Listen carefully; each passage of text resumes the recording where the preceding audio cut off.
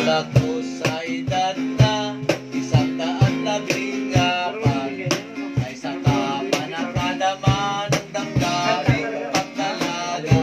Marunong siyang mag-lipstick, magkabison at magmula sa gawaing pagdalaga. Ang tulak ko Hindi marunong mag-gitara, hindi ko marunong kumanta.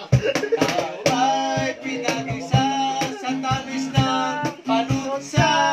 Kung wala daw mani, ay wala ring lasa. Buti pa ang bubble gum, pag may singko ay dalawa na.